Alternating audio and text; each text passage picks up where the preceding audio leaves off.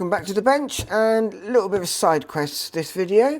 I've been fixing up a Lindrum LM1. It had loads of issues with it, and I've got really far, and I love playing with gadgets such as this is a Z80 tester from my retro store, and it's really cool because it can test whether it's an NMOS or CMOS, and also you can change the speed of the clock. It doesn't test every function, but at least you know if the Z80 is completely dead or not. So that's really cool. And one of the chips I was checking out was a 74LS393, which is a 4-bit decade counter. Now, so this is one I pulled out, and when I check it, it does actually say 393. And I've got another good one here. We'll put that in. And that says 393. And then I found these ICs. Again, should be 393s. Oh, it says not found. In fact, there was 3 that this IC checker said couldn't be found. So let's just put another working one back in. See, 393. So I ordered some more from RS. Not from any place like AliExpress, like a lot of people have been saying in the comments. I only buy, well, actually, if I have to buy some old RAM chips or even Z80 CPUs, you're going to have a bad time.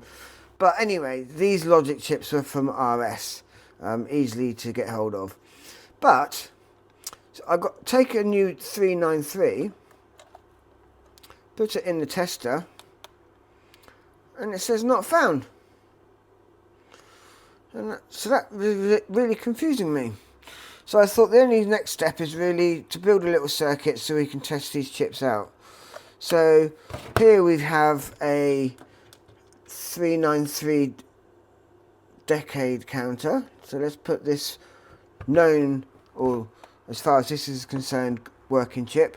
And I've got an 04 in there. And when you put this into this IC tester, it comes up as a 4069, which is also a hex converter CMOS version. I think the 04 is the TTL version. And unfortunately, this machine, when you go and change it to 74LS and enter it manually, it comes up as a fault. So I'm not quite sure why that is. If anyone happens to have one of these older chips, to see if that works. So let's put this chip in, and I've got an 04 in there, and I've wired the hex inverters from outputs to inputs and put dual LEDs just to make sure it can drive both states. So let's add power, and you can see the decade counters are working great and quite festive really. The hex inverters switching between. I'm running a signal in there which is about 1.5 Hertz. So all is expected. Obviously my setup can't tell the difference between a 4069 and an 04 anyway, so that's kind of irrelevant. But I can still test all these chips just to make sure they're 100%. In fact, let's just put a new one from RS in there.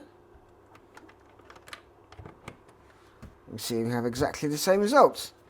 So let's put in what the IC tester said was faulty.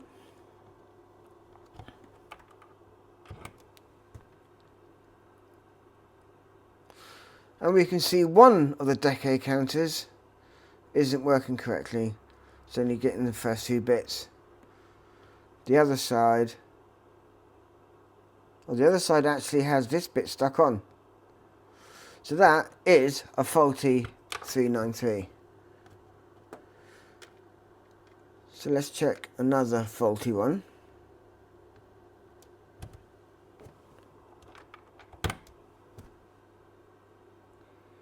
And yep, That's just completely stuck. And the third faulty one.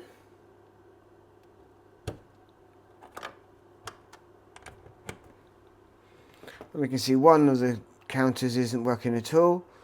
This one,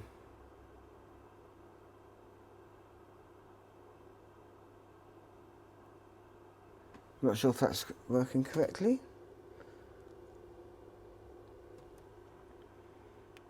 I reset that. Oh, that's interesting. I can't reset it. Let's put a working one in.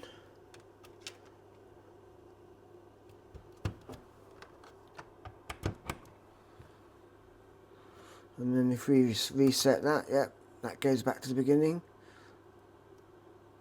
We can reset that one. That's cool, so we can actually test full functionality of these 393s. Okay, so if we go back to the meter, put in a brand new 393 from RS, not found.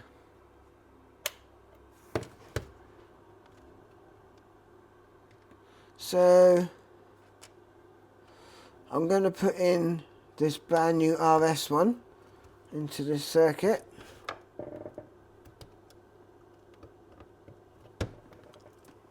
And we power it up. And that's working.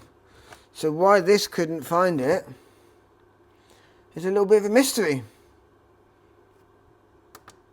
And it resets. So the RS ones are absolutely working fine. There must be something wrong with this IC tester. So I'm not sure whether this has gone a bit out of spec. Is it worth buying a new one? In the UK they're about 40 quid. Or is it going to be the same with a new one? I guess I might have to bite the bullet and find out.